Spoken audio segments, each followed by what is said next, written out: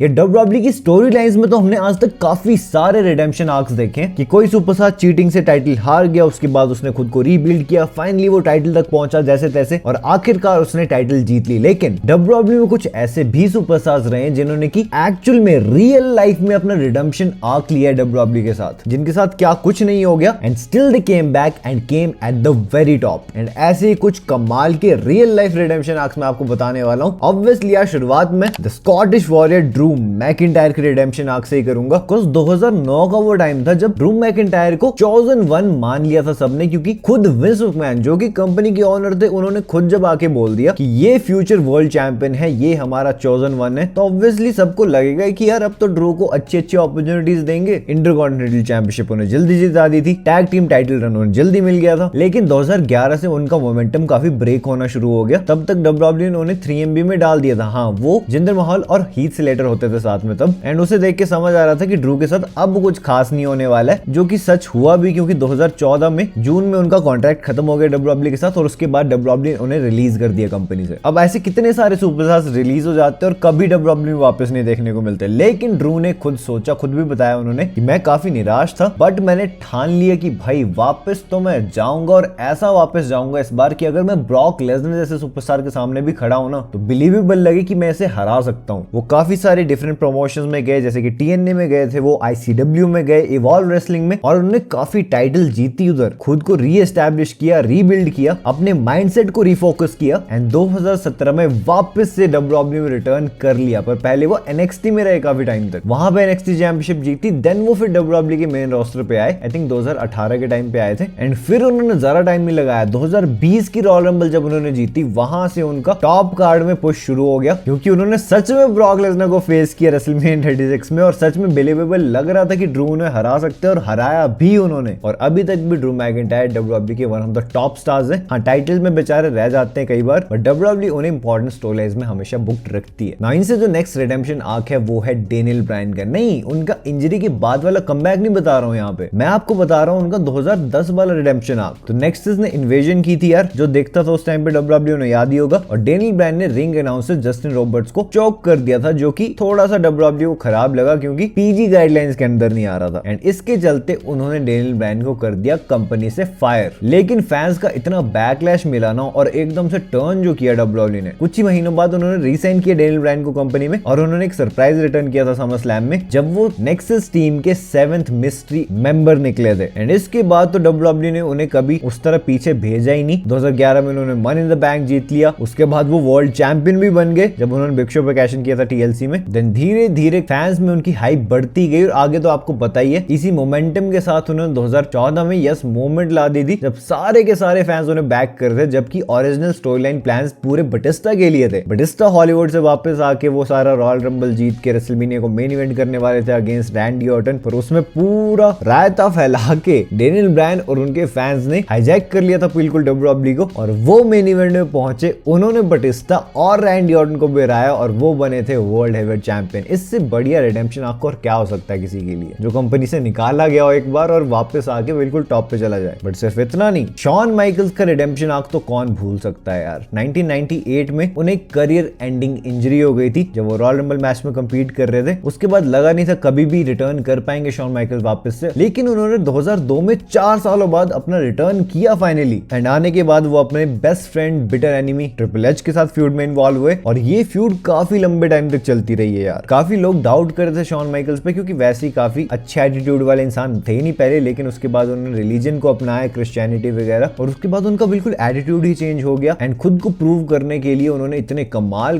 के मैचेस दिए हैं ना यार उस पूरे साल में, 2002 से लेके 3 तक। एंड इवन 3 की सर्वाइवर सीरीज में जो एलिमिनेशन चेंबर मैच हुआ था, इसमें की काफी बड़े बड़े सुपरस्टार्स कंपीट कर रहे थे, वेकेंट थी उस टाइम पे टाइटल, एंड उस मैच को उन्होंने फाइनली जीत के वर्ल्ड हेवीवेट चैंपियनशिप भी कैप्चर कर ली थी, जो कि भाई आइकॉनिक मोमेंट है। मैं अभी भी आंखें बंद करता हूं तो मुझे याद हो जाता है पूरा सीन। मतलब मैंने लाइव नहीं देखा ऑब्वियसली बात है, लेकिन एक तरह से पूरी डॉक्यूमेंट्री देखी है मैंने इस चीज की, the rebirth of HBK। Now इनसे जो नेक्स्ट कमबैक है वो है the rated R superstar, my all time favourite superstar Edge का, जिन्हें कि अनफॉर्चुनेटली 2011 में रिटायर होना पड़ा था अगेन करियर थ्रेटनिंग इंजरी की वजह से। एंड किसने सोचा था, मैं तो होप लगा के रखता था, लेकिन ऑब्वियसली बात थी कि वो वापस कभी नहीं आने वाले, लेकिन वो वापस आए 9 सालों बाद। रॉयल रंबल 2020 में उन्होंने अपना रिटर्न किया। क्या आइकॉनिक रिटर्न रिटर्न था यार वो बिल्कुल ड्रीम सीक्वेंस लग रहा था। एंड उसके बाद ऐसी ऐसी फ्यूड्स दी उन्होंने, रोमन रेंस के अगेंस्ट हो चाहे वो सेथ रॉलिंस के अगेंस्ट हो, हर तरह के एंगल्स हमें दिखाए। इवन हील टर्न भी किया, वापस से फेस टर्न भी किया। फिन बैलर जैसे सुपरस्टार के अगेंस्ट हेल इन अ सेल में काफी कमाल का मैच दिया। स्टोरी एंगल्स में तो कहीं कभी नहीं छोड़ते हैं यार एज। और ये रिडेम्पशन आर्क उनका WWE या WWE मैनेजमेंट के अगेंस्ट नहीं था, ये उनका रिडेम्पशन आर्क था अपने करियर को अपने टर्म्स पे खत्म करने के ऊपर, जो कि वो नहीं कर पाए थे जब वो अपनी प्राइम में थे। इवन शायद आपको पता हो शायद ना पता हो, बट एज ने काफी सारे मैचेस WWE में वापस आने के बाद तब भी रेसल किए जो कि उन्हें करने नहीं थे, उन्हें उसके पैसे भी नहीं मिले, लेकिन उन्होंने एक्स्ट्रा डेट्स दिए WWE को। इवन 15-15 20-20 घंटे का ट्रैवल करके पहुंचे पैंडेमिक के टाइम पे, वो भी रेसल करने के लिए खुद से। ये होती है यार डेडिकेशन, ये होता है प्यार रेसलिंग के लिए। नाउ इनसे जो नेक्स्ट सुपरस्टार है, he is the American nightmare Cody Rhodes. यार इनका कमबैक तो कौन भूल सकता है। WWE से खुद ही इन्होंने रिलीज मांग लिया था और WWE ने रिलीज कर भी दिया, क्योंकि स्टारडस्ट वाली चीज चल नहीं रही थी। कोडी भी इससे बिल्कुल खुश नहीं थे, लेकिन वहां से जाने के बाद किस तरह इन्होंने अपना नाम बनाया काफी सारी रेसलिंग प्रमोशंस में। देन AEW को शुरू करने में काफी हेल्प की। देन काफी बोल्ड डिसीजन लिया कि यार हायर अप होने के बावजूद AEW में वो छोड़ के वापस आ गए WWE में। रेसलमेनिया 38 में इन्होंने अपना रिटर्न किया, 39 तक अच्छा खासा बिल्ड हुए, फाइनली टाइटल शॉट मिला और हार गए। रिडेम्पशन आर्क पे फिर से रिडेम्पशन आर्क, जो कि उन्होंने पूरा साल कंटिन्यू करके फिर फाइनली रेसलमेनिया 40 में कंप्लीट किया, और देन वो बने the undisputed WWE champion and the actual face of the company, और चलते जा रहे हैं करंट टाइम में भी। भाई इनकी तो जर्नी ही आइकॉनिक है। सच में इतने बोल्ड डिसीजन लेना आसान नहीं होता है रियल लाइफ में, कि मैं ये कंपनी छोड़ के, जब मुझे पैसे तो मिल ही जाते हैं कम से कम, चलो इससे ज्यादा क्या ही चाहिए, लेकिन कोडी को ज्यादा चाहिए था। उन्होंने बोल्ड डिसीजन लिया, वो भी एक बार नहीं कई बार, इसलिए वो आज कंपनी के टॉप पे है। बट इन्हें मैंने टॉप पे नहीं रखा इस वीडियो में, क्योंकि सबसे बेस्ट रिडेम्पशन आर्क तो मुझे रोमन रेंस का लगता है, क्योंकि ऑलमोस्ट उनके आधे WWE करियर में फैंस ने उन्हें बस हेट दी है, बूज दी है। अब WWE ने, विंस मैकमैन ने खुद तो सिलेक्ट कर लिया था रोमन रेंस को as face of the company. बहुत पुश किया जा रहा था ये नैरेटिव कि भाई यही तुम्हारा अब सब कुछ है, लेकिन रोमन को कोई पसंद नहीं कर रहा था। रोमन ने हर एक चीज की फैंस की बहुत बूज सही काफी सारे सालों तक यार। उन्होंने बहुत ट्राई किया उस बिग डॉग कैरेक्टर को चलाने का, लेकिन नहीं चला भाई। और 5-6 सालों तक ये चीजें करते करते करते करते फाइनली एक टाइम आया जब WWE ने डिसीजन लिया कि अब हील टर्न कर देते हैं सुपरस्टार का। और जैसे ही हील टर्न वो हुआ, फिर जो रोमन रेंस ने अपनी एक एक करके लेयर्स दिखाना शुरू किए ट्राइबल चीफ कैरेक्टर में, टाइटल जीती और ऐसा रन दिया है जो कि हिस्ट्री में आज तक किसी ने नहीं दिया। 4 सालों का आइकॉनिक टाइटल रेन, 1316 डेज का, और ट्राइबल चीफ कैरेक्टर तो बिल्कुल अमर ही हो गया है। 4-5 साल पहले कोई नहीं बोल सकता था कि रोमन रेंस को ग्रेटेस्ट ऑफ ऑल टाइम भी कभी बुलाएंगे WWE फैंस, लेकिन आज बुलाते हैं। Even John Cena greatest of all time होते हुए खुद कहते हैं कि भाई tribal chief character greatest of all time है। रोमन रेंस का ये रिडेम्पशन आर्क फैंस के अगेंस्ट था और फाइनली उन्होंने कंप्लीट किया, फैंस की नजरों में रिस्पेक्ट जीती अपने लिए। तो यही थे सारे रिडेम्पशन आर्क जो कि रियल लाइफ में WWE सुपरस्टार्स ने लिए। बाकी अगर आपने मेरी लास्ट वीडियो देखी है जिसमें कि मैंने बहुत कुछ बताया था भाई, इतनी सारी कमाल कमाल की न्यूज सामने आई थी, काफी सारे रेसलर्स रिटायर हो रहे हैं, क्रिस जेरिको वापस WWE में आ रहे हैं, एक्सेट्रा एक्सेट्रा, जाननी चीजें तो यार ये वीडियो आपके सामने से जल्दी क्लिक करो और देख लो इंटरेस्ट। अब मैं आपसे मिलता हूं अपनी नेक्स्ट वीडियो में एक बहुत ही इंटरेस्टिंग टॉपिक के साथ। So until that time, this is जय